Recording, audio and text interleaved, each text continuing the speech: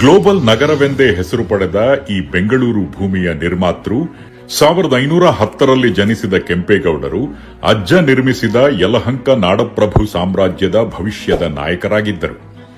ಕೆಂಪೇಗೌಡರು ಯುವರಾಜರಾಗಿ ತನ್ನ ಭವಿಷ್ಯದ ಸಾಮ್ರಾಜ್ಯ ನಿರ್ಮಾಣದ ಕುರಿತು ವಿಶೇಷವಾದ ದೂರದೃಷ್ಟಿಯನ್ನು ಹೊಂದಿದ್ದರು. ವಿಜಯನಗರ ಸಾಮ್ರಾಜ್ಯದ ಚಕ್ರವರ್ತಿ ಅಚ್ಯುತರಾಯರ ಪ್ರೋತ್ಸಾಹದಿಂದ ಸ್ಫೂರ್ತಿ ಪಡೆದು ಕೆಂಪೇಗೌಡರು 1532ರಲ್ಲಿ ಬೆಂಗಳೂರಿನ ನಿರ್ಮಾಣಕ್ಕೆ ಶಂಕುಸ್ಥಾಪನೆ ನೆರವೇರಿಸಿದರು. ಕೆಂಪೇಗೌಡರ ವಾಸ್ತುಶಿಲ್ಪದ ಯೋಜನೆಯಲ್ಲಿ 4 ಮೂಲಭೂತ ಅಂಶಗಳೆಂದರೆ ಕೆರೆಕಟ್ಟೆಗಳು, ಕೋಟೆಗಳು, ಉದ್ಯಾನಗಳು ಮತ್ತು ಮಾರುಕಟ್ಟೆಗಳು. ಜಗತ್ತಿನಾದ್ಯಂತ ಬಹುತೇಕ ಎಲ್ಲಾ ನಾಗರಿಕತೆಗಳು ಮತ್ತು ದೊಡ್ಡ ನಗರಗಳು ನದಿಯ ತೀರದ ಪ್ರದೇಶಗಳಲ್ಲಿ ನಿರ್ಮಾಣಗೊಂಡಿರುವುದು ಸಹಜ. ಆದರೆ ಕೆಂಪೇಗೌಡರು ನಗರ ನಿರ್ಮಾಣಕ್ಕೆ ಆಯ್ದುಕೊಂಡ ಸ್ಥಳದ ಸುತ್ತಮುತ್ತ ಯಾವುದೇ ನದಿ ಮೂಲಗಳಿರಲಿಲ್ಲ. ಆದ ಕಾರಣ ನಗರದ ಸುತ್ತಮುತ್ತ ಕೆರೆಕಟ್ಟೆಗಳನ್ನು ನಿರ್ಮಿಸಿ ಅವುಗಳ ಸಂಪೂರ್ಣ ಸಾಮರ್ಥ್ಯವನ್ನು ಹೆಚ್ಚಿಸಿ ಅವುಗಳ ಆಧಾರದ ಮೇಲೆ ನಿರ್ಮಿಸಿದ ದೇಶದ ಏಕೈಕ ಸುಸ್ಥಿರ ನಗರ ಬೆಂಗಳೂರು. ನಗರದ ಅಭಿವೃದ್ಧಿಗಾಗಿ ಕೆಂಪೇಗೌಡರು ಅನುಸರಿಸಿದ ಅತ್ಯುತ್ತಮ ವೈಶಿಷ್ಟ್ಯವೆಂದರೆ ಬೀದಿ ಮತ್ತು ಪೇಟೆಗಳು. ಪ್ರತಿಯೊಂದು ಸಮುದಾಯವನ್ನು ಜನರು ಮಾಡುವ ವೃತ್ತಿ ಮತ್ತು ವ್ಯಾಪಾರದ ಪ್ರಕಾರ ವಿಂಗಡಿಸಲಾಯಿತು. ಈ ಎಲ್ಲಾ ವ್ಯವಸ್ಥೆಯು ಬೆಂಗಳೂರನ್ನು ವ್ಯಾಪಾರ ಮತ್ತು ಕರಕುಶಲತೆಯ ಸಾಂಸ್ಕೃತಿಕ ಕೇಂದ್ರವಾಗಿ ಪರಿವರ್ತಿಸಿತು. ವಿಜಯನಗರದ ಚಕ್ರವರ್ತಿ ಅಚ್ಯುತರಾಯರು ಈ ರಾಜಧಾನಿಯ ಸಂಕೀರ್ಣ ಯೋಜನೆಯಿಂದ ತುಂಬಾ ಸಂತೋಷಗೊಂಡು ಹಲಸೂರು, ವರ್ತೂರು, ಕೆಂಗೇರಿ, ಜಿಗಣಿ, ಬಾಣಾವರ ಮುಂತಾದ ಸಮೀಪದ ಗ್ರಾಮಗಳನ್ನು ದಯಪಾಲಿಸಿದರು. 5 ಶತಮಾನಗಳ ಹಿಂದೆಯೇ ಕೆಂಪೇಗೌಡರ ಯೋಜನೆ ಎಷ್ಟೊಂದು ಅದ್ಭುತವಾಗಿತ್ತು ಎಂದರೆ ನಗರದ ಯೋಜನೆಯು ಆರಂಭದಿಂದ ಕೊನೆಯ ಹಂತದವರೆಗೂ ಎಲ್ಲದಕ್ಕೂ ವ್ಯವಸ್ಥೆ ಮಾಡಲಾಗಿತ್ತು.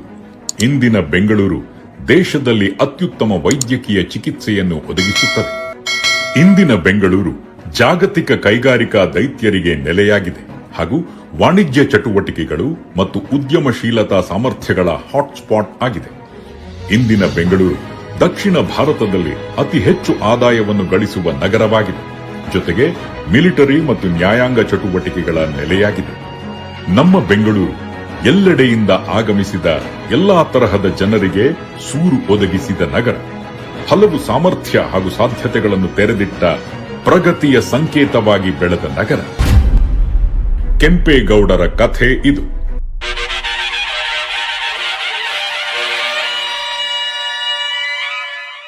ಗಂಡರ ಗಂಡ ಗಂಡ ಬೇರುಣ್ಣ ಭೈರವ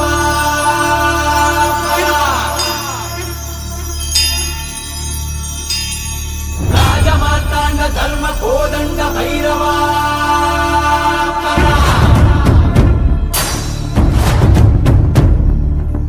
ಕೋಡುಗಲ್ಲ ನೆತ್ತಿ ಮೇಲೆ ಬಿಚ್ಚು ಗಟ್ಟಿ ಯೋಧ ನಿಂತ 7 ಸುತ್ತು ಕೋಟೆ ಮೇಲೆ ಸಿಂಹದಂತೆ ಕಾದು ಕುಂತ ವಿಷ್ಣು ಶೈವ ಪಂಥವೆಲ್ಲ ಒಂದೇ ಎಂದ ದಾನ ಧರ್ಮ ಒಂದೇ ನನ್ನ ಜೀವವೆಂದ ಕುಲಮತಗಳನ್ನು ಸಮ ಎಂದವನು ನೆಲ ಜಲಗಳನ್ನು ಉಸಿರೆಂದವನು ಹೊಸ ಚರಿತೆಯ ಬರೆದನು ಕೆಂಪೇಗೌಡ. ರಣ ಕಲಿಯುವನು ರಣ ಹುಲಿಯುವನು ರಣ ಪಡೆಗಳಿಗೆ ಅಧಿಪತಿಯುವನು ಯುಗ ಧರ್ಮೋದ್ಧಾರಕ ಕೆಂಪೇಗೌಡ.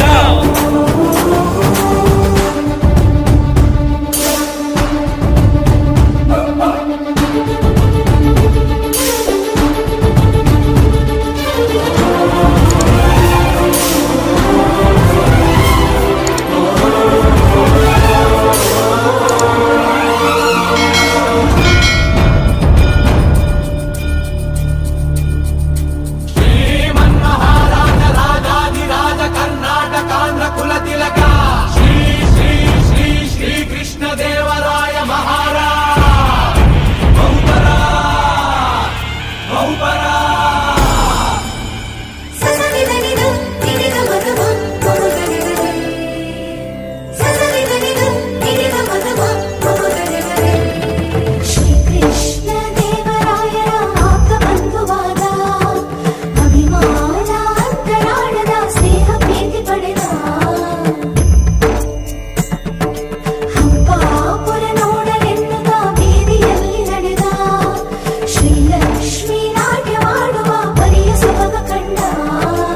ಕಲೆಗಾರ ವರ್ತಕರು ರಸಿಕರಿಗೂ ಕೃಷಿಕರಿಗೂ ಬೇರೆ ಬೇರೆ ಬೀದಿ ಮುತ್ತುಗಳು ರತ್ನಗಳು ಸೇರಿನಲ್ಲಿ ಅಡೆದುಕೊಡೋ ಸಂತೆಪೇಟೆ ಬೀದಿ.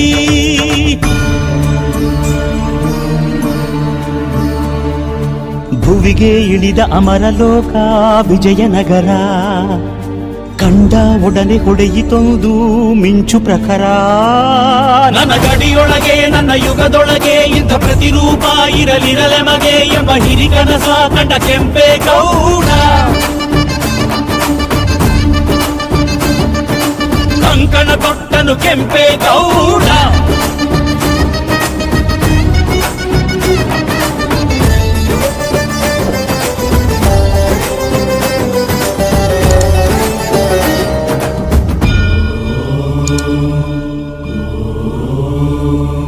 ಕನಸಲ್ಲಿ ಬಂದಳು ತಾಯಿ ದೇವಿ ಅಣ್ಣಮ್ಮ ತಾಯಿ ಜಗನ್ಮಾಯಿ. ಗುರಿ ಸೇರು ಉತ್ತರದಾಯಿ ಎಂದು ಬೆನ್ನಿಂದೆ ನಿಂತ ಮಹಾಮಾಯಿ. ಉದಾಯಿಗೊಮ್ಮೆ ಅಡ್ಡು ಬಿದ್ದ ಗೌಡನು ಕಾಲವ ನೋಡಿ ಅಡಿಗಲ್ಲು ನೆಟ್ಟನು. ಬೇಟೆಯ ನಿಟ್ಟ ಹೆಜ್ಜೆ ಹೆಜ್ಜೆಗೊಂದನು ಗೋಪುರವಿಟ್ಟ ದಿಕ್ಕು ದಿಕ್ಕಿಗೊಂದನು. ಮಂದಿರಗಳನ್ನು ಕಟ್ಟಿದ ಧರ್ಮಾತ್ಮ ಕೆರೆ ಕಾಲುವೆಗಳ ತೋಡಿದ ಪುಣ್ಯಾತ್ಮ ಪರಭಾಷಿಕರ ಕರೆದ ಪ್ರೇಮಾತ್ಮ ಕುಲ ಕಸುಬುಗಳ ಪೋರೆದ ಪರಮಾತ್ಮ.